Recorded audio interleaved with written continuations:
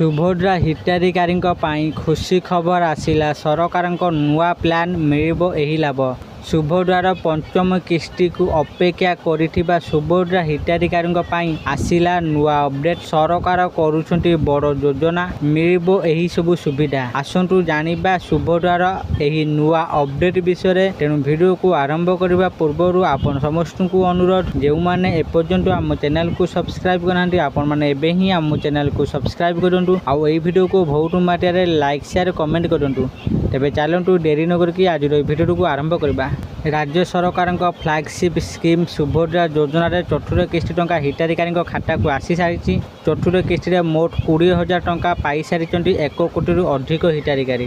ସେହିପରି ଚତୁର୍ଥ କିସ୍ତି ପାଇନଥିବା 1 ଲକ୍ଷରୁ ଅଧିକ ମହିଳାଙ୍କ ଖାତାକୁ ଭେରିଫିକେସନ୍ ପରେ ଗତ ମେ 4 ତାରିଖରେ ଆସିଛି ସୁଭଦ୍ରା ଟଙ୍କା। ଏବେ ପଞ୍ଚମ କିସ୍ତିକୁ ଅପେକ୍ଷା କରିଛନ୍ତି ମହିଳା। ଇତିମଧ୍ୟରେ ଯୋଜନାର ହିତାଧିକାରୀଙ୍କ ପାଇଁ ସାମ୍ନାକୁ ଆସିଲା ବଡ଼ ଖବର।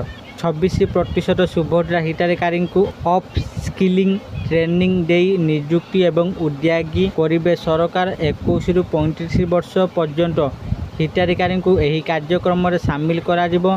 ଏହାସହ କେନ୍ଦ୍ର ସରକାରଙ୍କ ସେଲ୍ଫ ହେଲ୍ପ ଉଦ୍ୟୋଗୀ ଯୋଜନାରେ ପ୍ରତିବର୍ଷ ଲକ୍ଷେ ମହିଳାଙ୍କୁ ସାମିଲ କରାଯିବ।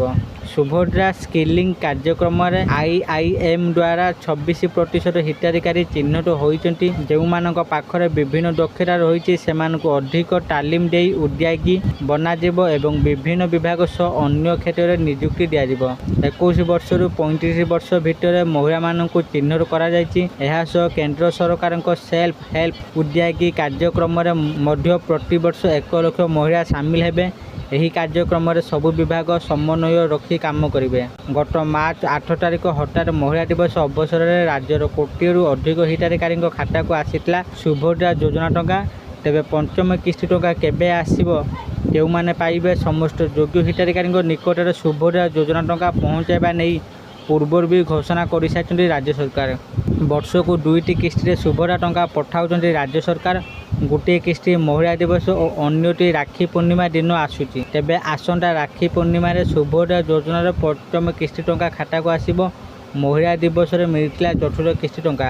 ଆଶା କରୁଛି ଆପଣମାନଙ୍କୁ ଆଜିର ଏହି ଭିଡ଼ିଓଟି ନିଶ୍ଚିତ ଭାବରେ ଭଲ ଲାଗିଥିବ। ଆଉ ଆପଣମାନେ ଭିଡ଼ିଓ ଦେଖି ସବୁକିଛି ବୁଝିଯାଇଥିବେ ସୁଭଦ୍ରା ଯୋଜନାର ଏହି ନୂଆ ଅପଡେଟ୍ ବିଷୟରେ। ରାଜ୍ୟ ସରକାର ସେମାନଙ୍କ ପାଇଁ କିଛି ବଡ଼ ଯୋଜନା ଆଣୁଛନ୍ତି, ଯେଉଁଥିରେ ସେମାନଙ୍କୁ ମିଳିବ ଏହିସବୁ ଲାଭ। ଯଦି ଆପଣମାନଙ୍କୁ ଏହି ଭିଡ଼ିଓଟି ଭଲ ଲାଗିଥାଏ, ଦୟାକରି ଏହି ଭିଡ଼ିଓକୁ ବହୁତ ମାତ୍ରାରେ ଲାଇକ୍, ସେୟାର ଓ କମେଣ୍ଟ କରନ୍ତୁ।